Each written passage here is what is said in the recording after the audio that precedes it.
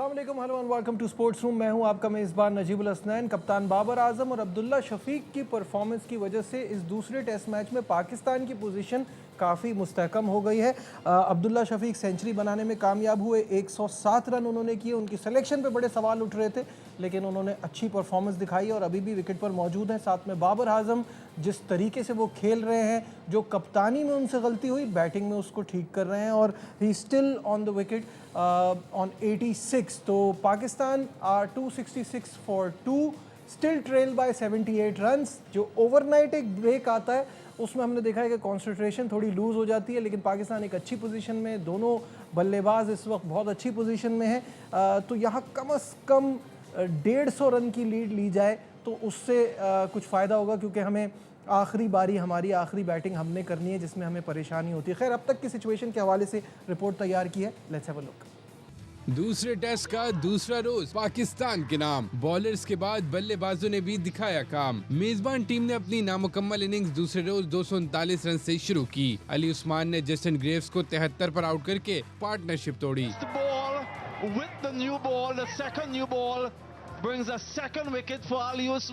उबैद शाह ने चेस को 70 रन पर चलता किया। वेस्ट इंडीज की पूरी टीम 344 रन पर पवेलियन लौट गई। साजिद ने 4, मोहम्मद अली, उबैद शाह और अली उस्मान ने 2 आउट किए। जवाब में पाकिस्तानी ओपनर्स ने मुस्बत आगाज किया। इमाम उलग 14 पर आउट हुए।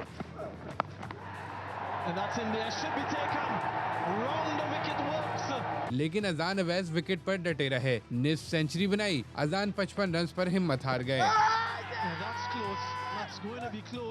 फिर कप्तान बाबर और अब्दुल्ला शफीक ने पार्टनरशिप लगाई, पाकिस्तान की उम्मीद बढ़ाई। दोनों के दरमियान 150 से ज्यादा रन की शराकत ने पाकिस्तान की पोजीशन मुस्तहकम कर दी। अब्दुल्ला 107, बाबर 86 रन बनाकर विकेट पर मौजूद हैं। पाकिस्तान को वेस्ट इंडीज की बढ़तरी खत्म करने के लिए मजीद 78 रन की जरूरत है। Farmer fast bowler Abdul Rauf हमारे साथ हैं, उनसे बात करेंगे। रऊफ, अस्सलाम वालेकुम, वेलकम टू द शो। वालेकुम सलाम, थैंक यू। रऊफ, किस तरह की पोजीशन देख रहे हैं इस वक्त पाकिस्तान के लिए? दोनों बल्लेबाज जो विकेट पर मौजूद हैं काफ़ी अच्छा स्कोर कर चुके हैं और आगे एक डिसेंट टोटल की तरफ ले जा सकते हैं, बट कंसिडरिंग हमने आखिरी बारी खेलनी है तो यहाँ लीड अच्छी होनी चाहिए। क्या सोच रहे हैं? देखिए, हम पाकिस्तान की टीम के बारे में कुछ नहीं कह सकते क्योंकि अनप्रेडिक्टेबल टीम है। लास्ट टेस्ट मैच में भी हमने इसी तरह बात की थी कि आपको याद है कि 199 पर 3 थे और सलमान आगा बैटिंग कर रहे थे और साथ उनके शायद शान मसूद खेल रहे थे, मगर उसके बाद फिर आपने देखा 240 और 30 रन पे पाकिस्तान की सारी टीम ऑल आउट हो गई। तो इस मैच में भी बाजार तो ऐसा ही लग रहा है, अगर आप क्रिकेट के हिसाब से बात करें तो लग रहा है कि पाकिस्तान एक बड़ी स्ट्रांग पोजीशन में और पाकिस्तान एक बड़ी लीड लेगा, क्योंकि जिस तरह की पिच थी पोर्ट ऑफ स्पेन की, उस तरह वेस्ट इंडीज ने अपनी टीम खिलाई नहीं है। Exactly. उनके बाद डेफिनेट एक लैग लग रहा है कि स्पिनर्स लैग कर रहे हैं और कमी उसकी महसूस हो रही है, क्योंकि ये फास्ट बॉलर्स की पिच नहीं है। फास्ट बॉलर्स का बॉल यहाँ पे आसानी से बैट पे भी आ रहा है, बाउंड्री भी, आउटफील्ड भी तेज है, स्कोर भी स्पीड के साथ हो रहे हैं। तो यहाँ पे अगर कोई डिसेंट और अच्छा ऑफ स्पिनर या लेफ्ट आर्म लेग स्पिनर होता तो सिचुएशन काफ़ी हद तक डिफरेंट हो सकती थी, मगर क्योंकि वेस्ट इंडीज के पास कोई ज़्यादा स्पेशलिस्ट स्पिनर तो नहीं है और उन्होंने इस सीरीज़ में कोई एक्स्ट्रा स्पिनर भी नहीं डाले, तो इस वजह से पाकिस्तान को बहुत ही एक आइडियल कंडीशन मिल गई है जहाँ पे वेस्ट इंडीज़ के फास्ट बॉलर्स को इतनी ज़्यादा हेल्प नहीं मिल रही और उम्मीद तो यही है कि पाकिस्तान एक बड़ी लीड ले सकता है यहाँ पे। अच्छा, थोड़ी सी बात हम इस पे कर लेते हैं। आपने बॉलिंग के हवाले से बात की, ठीक है, यहाँ फास्ट बॉलर्स को इतना सूट नहीं कर रहा और वेस्ट इंडियन टीम की कुछ अप्रोच भी मुझे समझ में नहीं आई। जैसी टीम उन्होंने खिलाई और जैसी पिच उन्होंने बनाई, उनके लिए तो खोने को कुछ भी नहीं था, वो पहला मैच तो जीत चुके थे। तो उनका ये डिफेंसिव अप्रोच जाना कुछ समझ आता है आपको? देखिए, यही एक एटीट्यूड होता है, नॉन सीरियस एटीट्यूड, जिसकी वजह से आपकी टीम बॉटम पे जाती है। इसी एटीट्यूड की वजह से पास्ट में आपने देखा कि वेस्ट इंडीज़ टीम से उन्होंने स्टेटस भी वापस ले लिया था और फिर बड़ी स्ट्रगल के बाद उन्होंने रीगेन किया अपने स्टेटस को। उनकी जो क्रिकेट की कंडीशन है वो भी आस्ता आस्ता दिन ब दिन वो भी डाउनफॉल का शिकार है। अगर देखें कि वर्ल्ड टेस्ट चैंपियनशिप पे आप 10वें नंबर पे हैं तो हमसे 1 नंबर ऊपर वेस्ट इंडीज 9वें नंबर पे मौजूद है। तो उनकी कोई रेटिंग इस तरह है नहीं है। तो ये इसी डिसीजंस की वजह से है कि आप देखें कि पिच तो उन्होंने बिल्कुल ठीक तैयार किया, क्योंकि उनके लिए सीरीज जीतना एक माने रखता था और अगर एक बिल्कुल फ्लैट पिच लाते और उस पर 500 रन पहले कर देते तो आसान हो जाता उनके लिए। मगर आप देखें कि उस एक सीरियसनेस नज़र नहीं आई जो उन्होंने बैटिंग अपनी जो टीम खिलाई है, उसमें उन्होंने वही फास्ट बॉलर रखे हैं जिनका कोई काम नहीं था इस पिच पे, और कोई स्पिनर उन्होंने एक्स्ट्रा अपनी टीम में शामिल नहीं किया। अगर वो 1 या 2 स्पिनर शामिल करते तो रिजल्ट डिफरेंट हो सकता था इस पिच की मुनासिबत से। तो इसलिए हम बात करते हैं कि जो फॉल्ट पाकिस्तान यहाँ पे होम सीरीज में करता रहा है कि पिच कुछ बनाते रहे हैं, टीम कोई और खिलाते रहे, यही वेस्ट इंडीज ने काम किया अपने होम ग्राउंड्स में। Let's talk about Abdullah Shafique now, क्योंकि वो 107 कर चुके हैं, बड़ी ब्रिलियंट उन्होंने सेंचुरी की और जिस तरह की पिच है उसका भरपूर फ़ायदा उठा रहे हैं। लेकिन सिलेक्शन पे उनकी बहुत बात हो रही थी और ये कहा जा रहा था कि कायद-ए-आज़म ट्रॉफ़ी दिस सीज़न वो 42nd रैंक पर आ रहे थे। 369 उनका टोटल स्कोर था। हाँ, ग्रेड 2 में उन्होंने 911 रन किए थे। अब ज़ाहिर है नॉन फर्स्ट क्लास की बेस पे तो किसी की सिलेक्शन नहीं होती। यहाँ तो हमारे यहाँ तो कोई भी जिसका दिल चाहता है उसको टीम में ले आते हैं, लेकिन परफॉर्म उन्होंने कर दिया है। तो अब एक अजीब ट्रिकी सिचुएशन हो जाएगी कि किसकी जगह वो खेलेंगे इंग्लैंड में, क्योंकि अब तो उन्होंने अपनी जगह बना ली है यहाँ। देखिए, ये बहुत ही वैलिड क्वेश्चन है। इस पे इसलिए क्वेश्चन वैलिड है कि आप देखें कि इसमें 2 चीज़ें आ जाती हैं, क्योंकि हमारे जो पीछे जो क्रिकेट का थिंक टैंक था उसने अनाउंस किया था कि हम फर्स्ट क्लास की परफॉर्मेंस पे सेंट्रल कॉन्ट्रैक्ट भी देंगे और टेस्ट टीम भी बनाएंगे। तो अब फर्स्ट क्लास की कहीं भी परफॉर्मेंस नहीं थी अब्दुल्ला शफीक की। तो इसका मतलब है कि हमारी जो थिंक टैंक था, जो क्रिकेट चलाने वाले हैं, उनकी इतनी प्रिपरेशन नहीं थी कि वो नीचे जाके ग्रेड 2 को भी देखें कि ग्रेड 2 का स्टैंडर्ड क्या है हमारा। ग्रेड 2 वो करवा जरूर रहे हैं, मगर उसके स्टैंडर्ड का उनको खुद भी नहीं पता। इसीलिए उन्होंने यकसर उसको नज़रअंदाज कर दिया जब सेंट्रल कॉन्ट्रैक्ट की या टीम सिलेक्शन की बात आई। तो अब देखिए कि एक ऐसा प्लेयर जिसका जो फर्स्ट क्लास में नीचे बॉटम पे है, 40 से नीचे उसकी रैंकिंग है, मगर ग्रेड 2 जो इवेंट था, क्योंकि मैं भी अपने डिपार्टमेंट के साथ उसमें पार्टिसिपेट कर रहा जी था, बिल्कुल। उसका कंपटीशन बहुत ही एक्सट्रीम लेवल का कंपटीशन था। और मेरा ख्याल है कि जो इस तरह ग्रेड 2 का कंपटीशन था वो फर्स्ट क्लास के कंपटीशन से बहुत ज़्यादा बेहतर कंपटीशन था। उसमें जिन बैट्समैन ने स्कोर किए उन्होंने बहुत अच्छे तरीके से पिच पे टाइम गुजारा और अच्छी फास्ट बॉलिंग और स्पिन बॉलिंग को उन्होंने हैंडल किया। उनको 2 कंडीशन पे जाके खेलना पड़ा, जहाँ पे बैटिंग पिचेस भी थी, जहाँ पे सीम स्विंग वाली पिचेस भी थी, जहाँ पे स्पिन फ्रेंडली पिचेस भी थी। तो उस कंडीशन में अब्दुल्ला शफीक ने 920 रन किए थे वहाँ पे ग्रेड 2 में, अच्छी बॉलिंग के खिलाफ और अच्छे स्टैंडर्ड के खिलाफ। और वही चीज़ आगे जाके आप उनको रिफ्लेक्शन आपकी नज़र आ रही है उनकी बैटिंग में वेस्ट इंडीज़ के टूर में। तो इसलिए हम बात करते हैं कि जब आप जिन लोगों को हेल्प फेयर पर आप बिठाते हैं तो उनको सोच समझ के बिठाएं, उनकी रिस्पॉन्सिबिलिटी दें और वो भी सोच समझ के बात करें। जो वो टीवी पे आके या मीडिया पे आके जब ब्रीफिंग दे रहे होते हैं कि हमारी कौन सी जो क्रिकेट है वो कॉम्पिटिटिव है, कौन सा फर्स्ट क्लास स्ट्रक्चर किस काबिल है और किस काबिल नहीं है। सही है। Let's talk about Babar Azam. और बाबर आजम अब टेस्ट में अपनी 10वीं सेंचुरी से सिर्फ 14 रन दूर रह गए हैं। क्या वो 3.5 साल बाद सेंचुरी बनाने में कामयाब होंगे या नहीं, ये तो आने वाला वक्त ही बताएगा। बट इस हवाले से एक रिपोर्ट तैयार की है, लेट्स हैव अ लुक। 3.5 साल का इंतजार क्या खत्म होगा इस बार? फैंस बाबर आजम की टेस्ट में सेंचुरी के लिए बेकरार। वेस्ट इंडीज के खिलाफ दूसरे टेस्ट में बाबर 86 रन के साथ विकेट पर मौजूद हैं। बाबर को टेस्ट में 10वीं सेंचुरी के लिए बस अब 14 रन दरकार हैं।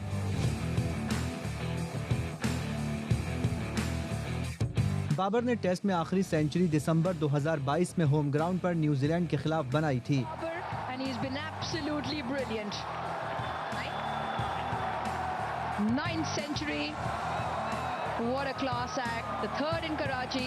जिसके बाद 17 टेस्ट और 34 इनिंग्स में वो सेंचुरी बनाने से महरूम रहे। 2022 में भी बाबर ने बतौर कप्तान सेंचुरी बनाई थी और इस बार भी वो सेंचुरी के करीब हैं। बाबर आजम इन टेस्ट क्रिकेट स्टैट आपके सामने स्क्रीन पर आ जाएगा। 63 मैचेस, 4562 रन्स, 196 हाईएस्ट है और 43 की एवरेज है। 9 सेंचुरियां हैं बाबर आजम की।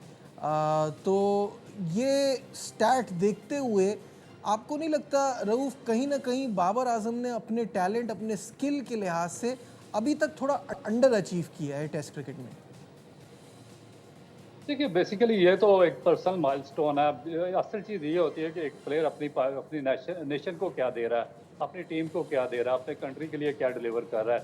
क्योंकि सबसे प्रायोरिटी पे आपका अपना कंट्री होना चाहिए, आपकी टीम होनी चाहिए और आपकी रैंकिंग होनी चाहिए। अगर आपके कंट्री की रैंकिंग 10वें नंबर पे है, सबसे बॉटम पे है, वर्ल्ड टेस्ट चैंपियनशिप से बाहर हैं, आप आईसीसी का कोई इवेंट नहीं जीत सके, तो ये फिर पर्सनल माइलस्टोन में तो ठीक है, उन्होंने बहुत कुछ अचीव कर लिया है या करते रहेंगे। मगर जब हिस्ट्री लिखी जाएगी क्रिकेट की तो उसमें एक साफ लिखा जाएगा कि इन्होंने पाकिस्तान के लिए कुछ डिलीवर नहीं किया, अपने कंट्री को ये फ्रंट से लीड नहीं कर सके और उसको जिस का उनका कंट्री हकदार था ऊपर जाने का, जहाँ पे किसी दौर में पाकिस्तान फिनिश करता रहा टॉप 5 में पर टॉप 3 टीम्स में या टॉप 2 में, उस तक ले जाने में नाकाम रहे। तो असल चीज़ मेरे ख्याल में लेकिन पाकिस्तान की रैंकिंग है, ना कि किसी प्लेयर की। रऊफ बात ये है कि this is a team game ना, इसमें आप जब जाहिर है आप जब ग्रेड्स की बात करते हैं तो उनके आसपास उनके सराउंडिंग में भी तो बड़े प्लेयर्स होते हैं। देखें, I have been very critical about Babar Azam's performance, but आप एक इंसान को ऐसे सिंगल आउट नहीं कर सकते ना। जब हमारी पूरी टीमें अच्छी होती थी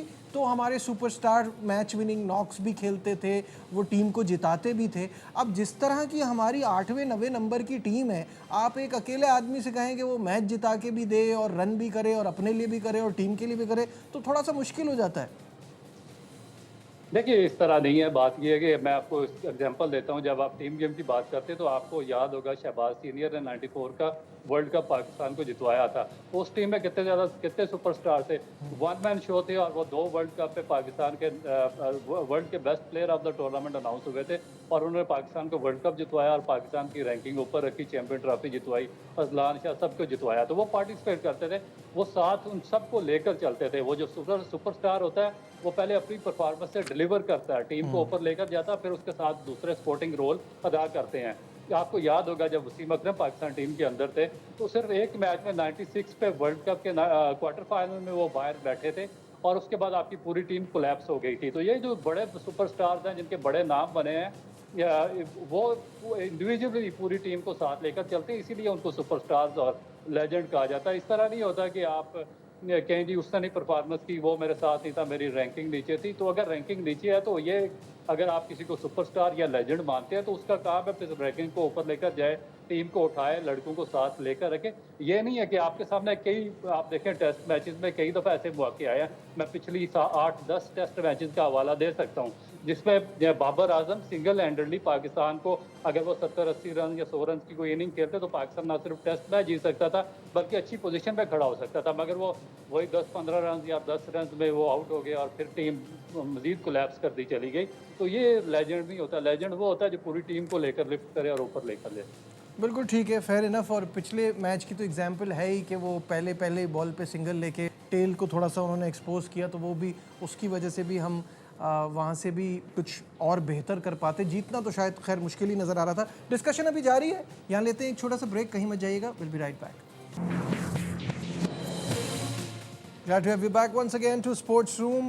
बात हो रही है पाकिस्तान की इस दूसरे टेस्ट मैच में परफॉर्मेंस की। पाकिस्तान का स्कोर 266 फॉर 2 और अच्छी पोजीशन में है। अब्दुल्ला शफीक और बाबर आजम विकेट पर मौजूद हैं। जब आज का दिन शुरू होगा तो यहाँ से खेल का आगाज़ होगा और जैसे मैं बात कर रहा था कि पाकिस्तान को एक अच्छी लीड की तरफ जाना है। अब्दुल रऊफ़ हमारे साथ हैं, लीड पे तो हम बाद में बात करेंगे। आपकी एक्सपर्टीज़ का फ़ायदा उठाते हुए रऊफ़ थोड़ी पाकिस्तान की बॉलिंग पे बात करते हैं। और सबसे पहले वो सवाल जो हम कल से सबसे पूछ रहे हैं और लोगों के जहन में बहुत है और सोशल मीडिया पे भी इस पर बहुत क्रिटिसिज्म हो रही है कि अब्बास को क्यों नहीं खिलाया गया, क्योंकि ये दुनिया में सिर्फ पाकिस्तान टीम में ऐसा होता होगा कि किसी ने 8 विकेटें ली हैं तो उसको उसकी परफॉर्मेंस का सिला ये मिल रहा है कि वो नेक्स्ट मैच में ड्रॉप है।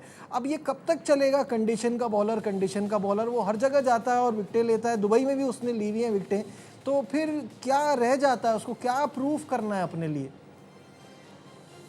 देखिए, बेसिकली तो आप और हम काफ़ी अर्से से यही सुन रहे थे कि ये डेटाबेस सिलेक्शन होगी, एल्गोरिथम पे सिलेक्शन होगी, फलानी चीज़ें आ रही हैं, नई टेक्नोलॉजी आ रही है। तो मगर इनका जो माइंडसेट वही है जो आज से 50 साल 30 साल पहले था, वही माइंडसेट अभी तक चल रहा है। इसी वजह से आप देखें कि कभी अब्बास जैसा बॉलर ड्रॉप हो जाता है। आप देखिए कि अब्बास ने 2017 में अपने कैरियर शुरू किया था और 4 साल वो टॉप बॉलर में रहा, मगर बगैर वजह कि आपने 2021 में उसको ड्रॉप किया और फिर 3 साल उसको ड्रॉप करके रखा कि कंडीशंस नहीं है, फलाना नहीं है, एज ज़्यादा होगी या ये हो गया, उसका बॉल नहीं पहुँचता। मगर फिर दोबारा 3 साल के बाद उसके पास क्या उसकी एज कम हो गई थी 3 साल के बाद? 2024 में उसको दोबारा आपको 3 साल के बाद वापस लाना पड़ा और फिर उसके बाद जैसे ही वो वापस आया, आपको याद होगा साउथ अफ्रीका में उसने एक मैराथन स्पेल किया जिसमें उसने कोई 18 या 19 ओवर लगातार एक स्पेल में कर दिए थे। तो ये फिटनेस एक ऐसे बंदे को ड्रॉप किया जो 19 ओवर लगातार कर सकता, वो 3 साल पाकिस्तान से क्रिकेट नहीं खेल सका और अभी दोबारा वो उसको वापस लाए हैं। और फिर देखें कि जब पाकिस्तान ने अब्बास के होते हुए टेस्ट मैचेस खेले हैं टोटल, उसमें से पाकिस्तान का जो नंबर 1 प्रीमियर बॉलर है जो ICC रैंकिंग में मौजूद है, वो सिर्फ आधे टेस्ट मैचेस खेला है। और उसके बाद फिर आप देखें कि इसको काशिफ अली को खिलाया था लास्ट सीरीज में, उसको 1-2 मैचेस के बाद ड्रॉप कर दिया। मूसा खान को एक टेस्ट मैच खिला के ड्रॉप कर दिया। नुमान अली अभी करंट आपका ICC रैंकिंग में एक वाहिद बॉलर है जो ICC रैंकिंग में था, आपने उसको इस सीरीज से निकाल दिया। तो मुझे नहीं पता कि उसके बाद वो आसिफ अफरीदी था, उसको क्या आप सिर्फ 39 साल की एज में क्या सिर्फ एक टेस्ट मैच खिलाने के लिए लाए थे? आपने उसको लाया, एक टेस्ट मैच खिलाया और उसके बाद कहीं पता नहीं कि किधर है किधर नहीं है। तो इस तरह नहीं करना चाहिए मेरा। अच्छा रऊफ, आपने जो सिलेक्शन का पॉइंट रेस किया है ना, ये मेरा हमेशा सवाल होता है और यहाँ पे मैं और शाहिद हाशमी हमेशा हम यही बात करते हैं कि क्या सिलेक्शन कमेटी, चाहे सेलेक्टर्स कर रहे हो, चाहे डेटाबेस कर रहा हो, what ever the case is, आप क्या अपनी पिछली सिलेक्शन का पर्चा रख के आगे वाली टीम नहीं बनाते? क्योंकि ऐसी तो कितनी एग्जाम्पल्स हैं। जब आमिर जमाल को निकाला था तो किसी को नहीं पता क्यों निकाला था, अब ये लेकर आए हैं तो पिछले टेस्ट मैच की परफॉर्मेंस के बाद अब क्या इस एक ही मैच में उसको ड्रॉप करना और आगे उसका क्या फ्यूचर बनेगा? ये अगर आपको एक फास्ट बॉलिंग ऑलराउंडर चाहिए तो आपको थोड़ा वक्त तो देना पड़ेगा उसको, एक एक मैच खिला के ऐसे तो नहीं निकाल सकते। दूसरा, पहले अमाद बट क्यों आया और फिर वो बगैर खेले कैसे बाहर हो गया? और आपने जिस तरह ये काशिफ अली का नाम लिया, इसकी ऐसी एग्जाम्पल्स दुनिया में कहीं नहीं मिलती।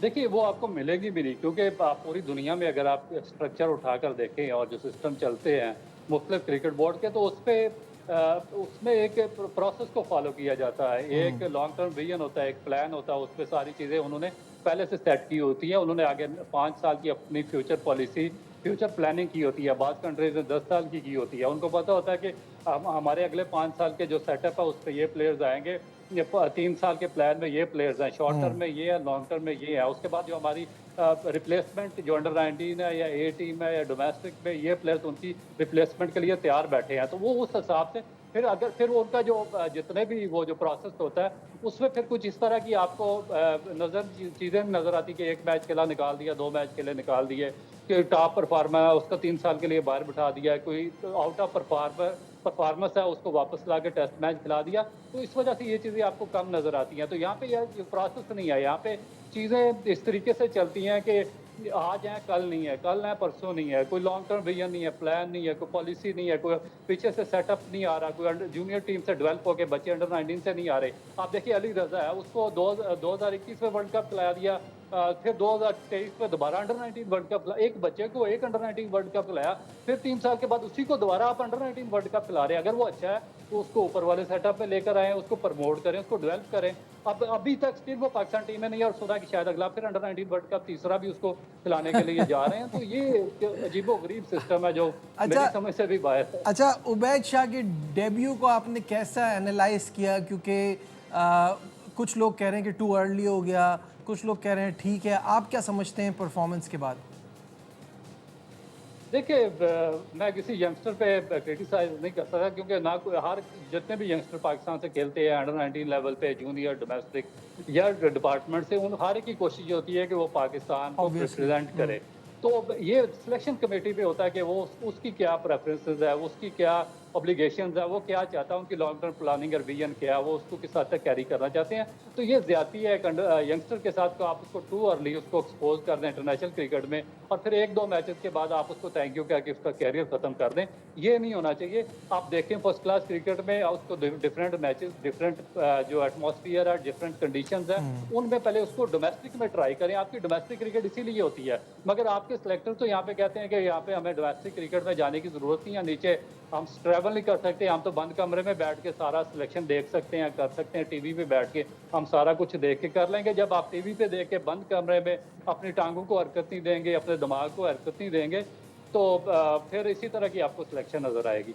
ठीक है, थोड़ी सी बात इस पर भी कर लेते हैं कि पाकिस्तान ने माइकल स्मिथ को 2 साल के लिए पाकिस्तान का बैटिंग कोच मुकर्रर कर दिया है। स्मिथ रेड और वाइट बॉल दोनों की टीमों के साथ काम करेंगे और 3 साल PSL फ्रेंचाइज को कोचिंग की, मुल्तान सुल्तान के साथ भी रहे और जुनूबी अफ्रीकी कोच बिग बैश में भी कोचिंग कर चुके हैं।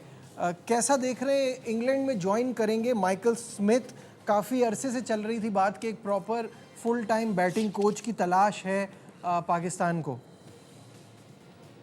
देखिए, मेरा ख्याल है कि ये जो अगर आपने कोई फॉरेन कोचेज हायर कर रहे हैं तो उनको डोमेस्टिक सेटअप पे लेकर आएँ, उनको यहाँ पे लगाएं।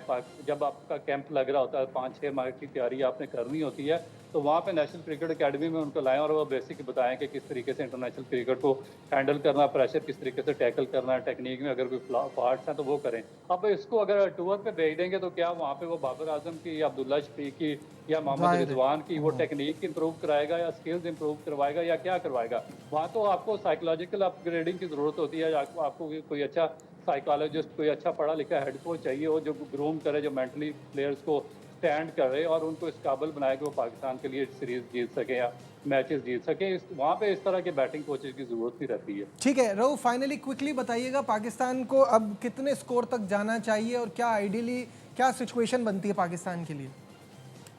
देखिए, हमने पिछले टेस्ट में भी कहा था कि पाकिस्तान को 100 रन की लीड लेनी चाहिए। तो मेरा ख्याल है कि अभी जो कंडीशन है 2 विकेट्स डाउन है, तो पाकिस्तान को 150 प्लस, तो हर सूरत में अगर पाकिस्तान ने ये टेस्ट मैच जीतना तो 150 या 150 प्लस रन की लीड लेनी पड़ेगी। बहुत बहुत शुक्रिया। Farmer fast bowler Abdul Rauf हमारे साथ अपने ओपिनियन शेयर कर रहे थे और उनका भी ये मानना है कि आखिरी बैटिंग पाकिस्तान ने करनी है। हमारी बैटिंग काफ़ी फ्रेजाइल है, ऐसी सिचुएशन में कम से कम 150 रन की लीड लेनी चाहिए और जिस पोजीशन में पाकिस्तान है ये कर सकता है। करेगा नहीं करेगा ये तो आने वाला वक्त ही बताएगा। दीजिए अपने मेज़बान नजीबुल हसनैन को इजाज़त। अपना बहुत ख्याल रखिए। अल्लाह हाफ़िज़।